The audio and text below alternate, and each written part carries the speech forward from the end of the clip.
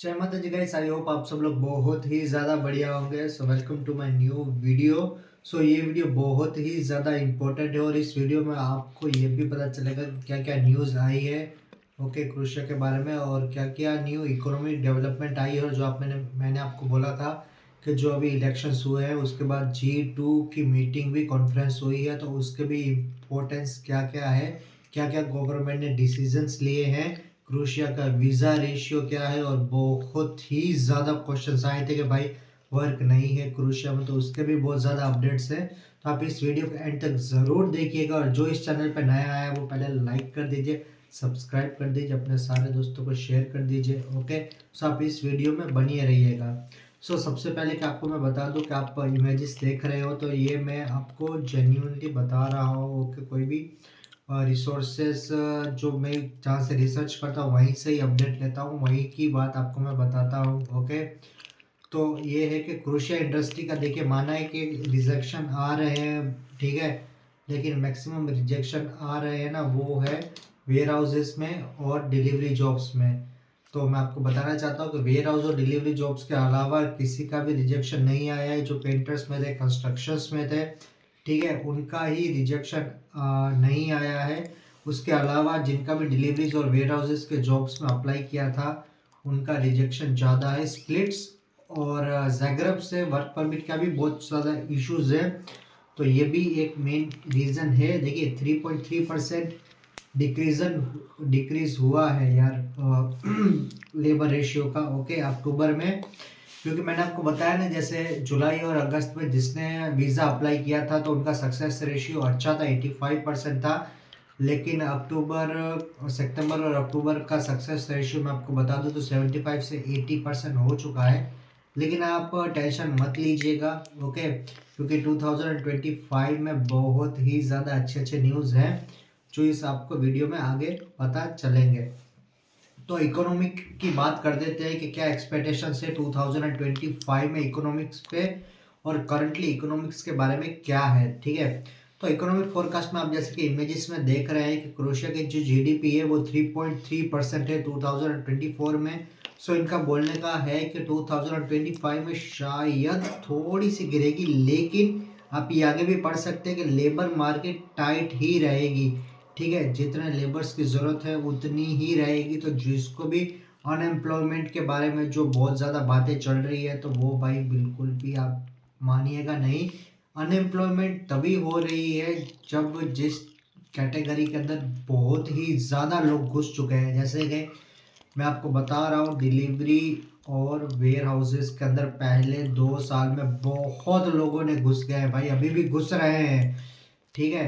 तो उसके अलावा जितने भी जिन कंस्ट्रक्शंस का हो गया, हॉस्पिटैलिटी, अब देखिए हॉस्पिटैलिटी की बहुत ज़्यादा जॉब्स की वैकेंसीज आ रही हैं। क्यों आ रही हैं? क्योंकि बहुत ज़्यादा लोग जो डिलीवरीज के अंदर थे, ठीक है, वो मूव हो रहे हैं, तो ये भी एक बहुत ज़्यादा फर्क पड़ रहा है। तो आप देख सकते हैं इंडिकेटर्स, ओके। इसके अंदर आप देखिए सारी डिटेल दी गई है। 2025 के अंदर थोड़ी सी इकोनॉमी डाउन हो सकती है, लेकिन work market, labour market tight रहेगी, ओके। आप देखिए ये दिखाया गया है कि 2.7% है, ठीक है। अनएम्प्लॉयमेंट रेट 110%, 6.1% 2023 में डिक्रीज हुआ है। अनएम्प्लॉयमेंट रेट बहुत ज़्यादा कम हो गया है, तो ये बहुत अच्छी फ़ायदा है ना यार, एक तरीके से बहुत ही ज़्यादा फ़ायदा है, ओके। और आप ये भी देख सकते हैं कि भाई अभी जो न्यू एक इवेंट है, ठीक है, जो ज़ाग्रेब में स्टार्ट होगा 30 नवंबर से। क्योंकि आपको पता है भाई दिसंबर आ रहा है और क्रिसमस और न्यू ईयर इनके लिए बहुत ही बड़ा फेस्टिवल है। तो डेकोरेशंस तो चालू हो चुकी है जो भी मेरे लाइव सेशंस में होता है, और तो मैं उनको तो डेफिनेटली दिखाता ही हूँ। मेरे live sessions daily Indian standard time के हिसाब से 8:30 PM पे होते हैं। तो मैं आपको लाइव दिखाता हूँ कि मैं कैस कहाँ पे रहता हूँ, बैकग्राउंड भी आपको लाइव दिखाता हूँ, ठीक है। तो आप उन लाइव सेशंस का भी आप एडवांटेजेस ले सकते हैं, ओके। तो जो भी आएगा ना 30 नवंबर, तो वहाँ से न्यू न्यू ज़ाग्रेब में बहुत ही ज़्यादा इवेंट स्टार्ट होंगे जो जो आ रहा है अभी दिसंबर में, नवंबर में। तो वो भी उन चीज़ों का एडवांटेज ले सकता है। ओके, सो एक बहुत ही ज़्यादा अच्छी न्यूज़ ये भी आप देख सकते हैं कि new Croatian embassies and consultants to be open around the world. ठीक है, ऑफिशियली न्यूज़ है, देखिए 15 नवंबर को ये ऑफिशियली न्यूज़ आई है कि भाई न्यू एम्बेसीज और कंसल्टेंट को ओपन कराया जा रहा है। ठीक है, पूरे वर्ल्ड में।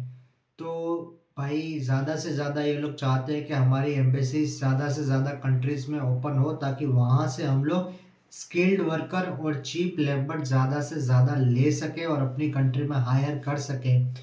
तो भाई प्रोसेसिंग टाइम भी स्पीड होगा, क्रोशिया के अंदर हायरिंग भी ज़्यादा से ज़्यादा स्पीड में बढ़ेगी, क्योंकि ये लोग अभी अपना है ना प्रोसेसिंग टाइम बढ़ाने की सोच रहे हैं और ये ऑफिशियली न्यूज़ है। ओके, 15 नवंबर को ऑफिशियली न्यूज़ आई है। ठीक है, तो ये तो भाई बात है कि ये लोग अपना ज़्यादा से ज़्यादा अपनी एम्बेसीज को बढ़ा रहे हैं, क्योंकि जहाँ पे बात करें कि 15 लोग काम करते थे, अब 30 लोग काम कर रहे हैं, क्योंकि वीज़ास की फाइल्स ज़्यादा आ रही है, तो इनको जल्दी से जल्दी डिसीजन देना पड़ रहा है। तो आप ये भी देख सकते हो, अनाउंसमेंट देख सकते हो कि 200 questions from 15 countries gather to G2 conference held under decade of business connection. तो जैसे हमारे इंडिया में G20 हुआ था, वैसे G2 की कॉन्फ्रेंस मीटिंग हुई थी, मैंने आपको बताया था इलेक्शंस के टाइम से पहले। तो 300 कंपनी स्टार्टअप से क्रोशिया में। अभी करंटली इनकी जीडीपी भी अच्छी है, इनको अच्छा खासा पैसा मिला है दूसरे शेनिगेंस कंट्री से, राइट। तो उनको अच्छा खासा पैसा मिला है कंपनीज को भी, तो वो अपने अपने स्टार्टअप्स खोल रहे हैं, बहुत ही ज़्यादा से ज़्यादा स्टार्टअप खोल रहे हैं। स्टार्टअप का खुलने का मतलब ये भी है कि लोकली भी ज़्यादा से ज़्यादा जॉब्स की वैकेंसी आएगी, और एज वेल एज कंट्रीज, दूसरी कंट्रीज से भी ज़्यादा से ज़्यादा जॉब्स की अवेलेबिलिटी आएगी। लेकिन मेरा रिकमेंडेशन आपको यही है कि आप अपनी स्किल्स के ऊपर वर्क कीजिए, एक स्किल के ऊपर डिपेंडेंट मत रहिए। मैं आपको कितनी बार बोल चुका हूँ, तो आप प्लीज़ इस बात को समझिए। जैसे लाइव सेशन में मुझे बोलते हैं भाई कि भाई मैं पिज़्ज़ा डिलीवरी में आ रहा हूँ, लेकिन मैं कार मैकेनिकल का वर्कर हूँ, तो क्या मुझे जॉब चेंज हो जाएगी? नहीं होगी। तो आप सोचिए, अगर नहीं हुई तो आप क्या करोगे, है ना? अगर आपकी एबिलिटी नहीं है उस काम में और आप उस काम में आ रहे हो, तो आप उस काम में फंस जाओगे, आपका दिल नहीं करेगा, आपको प्रॉब्लम होगी। तो यही बोलना चाहता हूँ मैं आपको। जो आपका कंसल्टेंट है, ठीक है, जो आपकी एजेंसी है, वो आपको तो बहुत ही ज़्यादा मैनिपुलेट करेगी कि सर जी आप चले जाइए, मिल जाती है जॉब, ये वो। तो आप उनकी बातों में बिल्कुल भी मत आइएगा भाई, बिल्कुल भी मत आइएगा। ओके, तो भाई मेरा रिकमेंडेशन तो आपको यही है कि प्लीज़ और प्लीज़ आप अपनी बहुत ही ज़्यादा ध्यान रखिएगा। एम्बेसी के बारे में आप पूरी से पूरी जानकारी लाइए, यहाँ पे क्या क्या जॉब्स अवेलेबिलिटी है वो आप आपको बताता ही हूँ। तो आप अपने जो होता है ना वीज़ा, जो आपको प्रोवाइड कर रहा है, जो आपको बता रहा है, जो आपकी एजेंसी आपको समझा रही है, तो आप उनको साफ बताइए भाई ये मेरी मेरी कैपेबिलिटी है, मैं इस वर्क में अच्छा हूँ, तो आप मुझे इसके जॉब के रिकमेंडेशन दीजिए। इसके अलावा अगर आपको डिलीवरी बॉय या फिर दूसरी किसी के बारे में बता रहे हैं, तो आप प्लीज़ उस चीज़ों में मत फंसिएगा। और मैं अब अगर आपको बता दूं सक्सेस रेट की, तो 75 से 80% है। रिजेक्शन रेट थोड़ा सा हाई हो चुका है, जो पहले लास्ट 2 मंथ से बहुत कम था। एज वेल एज सितंबर का सेकेंड वीक चालू हो चुका है, बहुत ही लोगों के डिसीजंस जल्दी आ रहे हैं यार, जल्दी आ रहे हैं। और जो जो लोगों ने सबमिशन किए थे उनके भी जल्दी से जल्दी आ रहे हैं। ओके, बहुत ज़्यादा लोगों के पॉजिटिव्स आए हैं, लेकिन कुछ कुछ लोगों के नेगेटिव भी आए हैं। तो आप प्लीज़ उन चीज़ों के बारे में ज़्यादा मत सोचिएगा। ओके, आपको दूसरी कंट्री में मूव होना है तो आप दूसरी कंट्री में भी मूव हो सकते हैं। ऐसा कुछ नहीं है कि सिर्फ क्रोशिया ही क्रोशिया, आप आसपास की माल्टा हो गई, स्लोवेनिया होगी, रोमानिया होगी, ओके, स्वीडन हो गया, पोलैंड हो गया, लग्जमबर्ग हो गया, जर्मनी हो गया, इन सब कंट्रीज़ में भी ट्राई कर सकते हैं। आपको एक कंट्री से रिजेक्शन आया, इसका मतलब ये नहीं है कि आप दूसरी कंट्री में अप्लाई नहीं कर सकते हैं, या इसी कंट्री में भी आप अप्लाई नहीं कर सकते हैं। ऐसी कोई बात नहीं है, आप कोई भी डाउट नहीं है, लेकिन डिपेंड करता है कि आपका रिजेक्शन किस रीज़न पे आया है।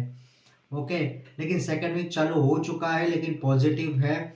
लेकिन वर्क परमिट की आपको मैं अपडेट बता दूँ तो जिसने अप्लाई किया था अगस्त में और जुलाई में, तो भाई जिसने ज़ाग्रेब और स्प्लिट में अप्लाई किया है तो प्लीज़ आप दिसंबर एंड तक वेट कीजिए या तो नवंबर एंड तक वेट कीजिए। उसके बाद अपनी जो फाइल है उसको विड्रॉल करवा लीजिए। कोई भी फ़ायदा नहीं है इतना ज़्यादा वेट करने का, क्योंकि आपका टाइम बर्बाद होगा एज वेल एज आपका पैसा भी बर्बाद हो रहा है। तो आप इस चीज़ का बहुत ही ज़्यादा ध्यान रखिए। अगर आपका कॉन्ट्रैक्ट लेटर आ गया है इसका मतलब ये नहीं है कि वीज़ा आ जाएगा यार। ओके, या तो आपका वर्क परमिट आ जाएगा, लेकिन बहुत सारे लोगों का वर्क परमिट भी आ गया होता है। ओके, लेकिन शायद वो पुलिस स्टेशन में पड़ा होता है। तो आप अपने एजेंट को डेफिनेटली एक बार अपडेट दीजिए कि भाई क्या पता मेरा वर्क परमिट आ गया है। आप अपने एम्प्लॉयर को बोलिए कि पुलिस स्टेशन में जाके पूछिए। तो ये भी बहुत ज़्यादा मैसेजेस मेरे को आते हैं। बाकी किसी को कोई भी डाउट है तो ओके डेफिनेटली मुझे मैसेज कीजिए, मैं उसका जवाब देता हूँ। लेकिन आप मुझे ये मत बताइएगा कि भाई हाय हाय करके मुझे मैसेज मत कीजिए। आप मुझे हाय करके अपना क्वेश्चन भेजिए कि भाई ये क्वेश्चन है, आप मुझे आंसर दीजिए, और सबका मैं आंसर देता ही हूँ, आपको पता ही है। बाकी मेरे न्यू वीडियोस आते रहेंगे, आप डेफिनेटली लाइव सेशंस को भी ज्वाइन कीजिए। बाकी कोई भी प्रॉब्लम हो आप मुझे डेफिनेटली बता सकते हैं। बाकी अच्छे रहिए, हेल्दी रहिए, अपनी फैमिली का ध्यान रखिए। बाकी ज़िंदगी में मज़े कीजिए। चलिए फिर एक नए मिलते हैं न्यू वीडियो के साथ। चलिए, जय माता जी।